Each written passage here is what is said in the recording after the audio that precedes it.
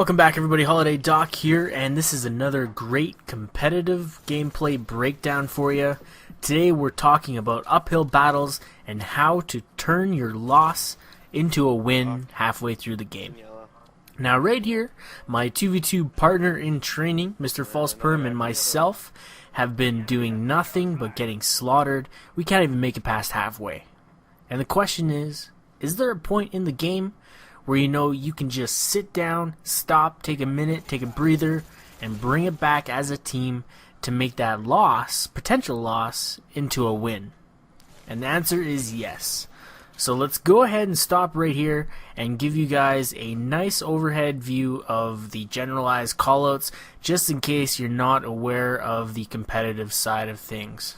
And so that you don't get lost when I'm using these callouts and specific terms when I'm doing the commentary for the future part of this video. So we got Revolution Spawn, backed by Yellow, onto Zig, into the bar.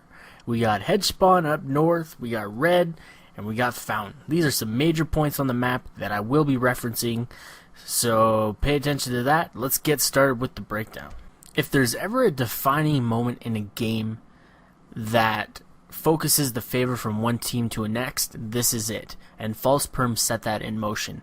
Once he seen our flag get taken, he moved into enemy position, grabbed their flag, and pulled out towards our zone, and then defended it. This allowed me to basically move into the enemy side of things, grab their flag carrier, and then work the respawns effectively enough to allow me to basically escape any encounters, any gunfights, and simply play the objective.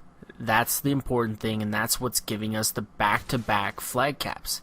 Had I been more worried about the opposition and tried to get into gunfights, I might not have got that flag back. Let's break this play down and see why it worked.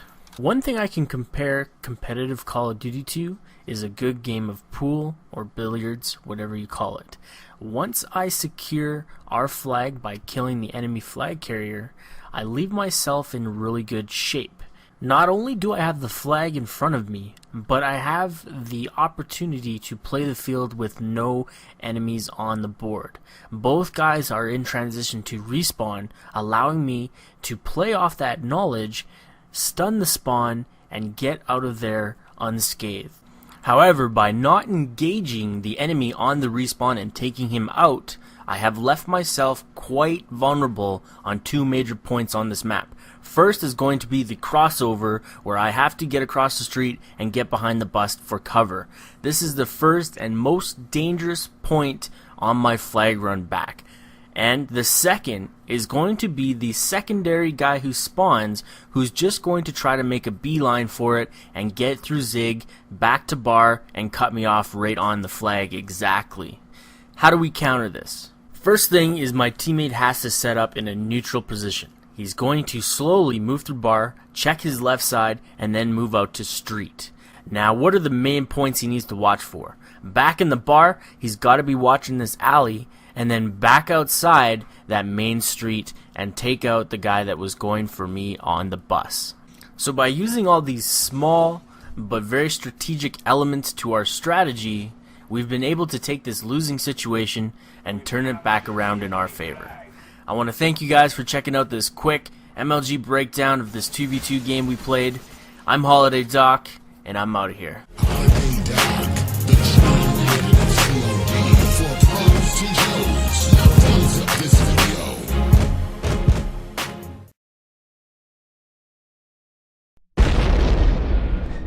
Well, looky here.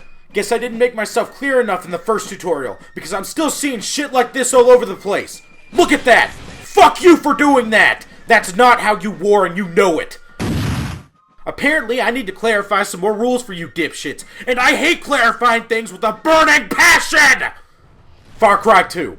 It's a far cry from that silly-ass shit you think goes on in war. Aww. War rule number 6. There is no such thing as a tactical dive. You dive because someone fires on you and you shit your pants like a girl. In war, we slide. Everywhere. If I see you dive for the sake of diving, I will smash your kneecaps and leave you helpless and alone in the middle of a gang neighborhood. War rule number 7. Maintain your weapons, soldier. Guns aren't perfect. They will jam and they will rust. Take care of your weapon like it's that lucky child you never neglect. The last thing you need when facing off against an army full of murder is a broken gun. War rule number 8, driver's license. You cannot war with me if you don't have one. I need rides all over the battlefield and I expect you to give them to me. Why don't I drive myself? Because fuck you, that's why. War rule number 9, machetes. No pussy-ass dinky little knives in this man's army. If you intend to stab someone, I want his fucking ancestors to feel that shit. Few things are as satisfying as plunging a 2-foot-long blade into a man's heart as he screams for his family. And war rule number 10, go loud or go the fuck home.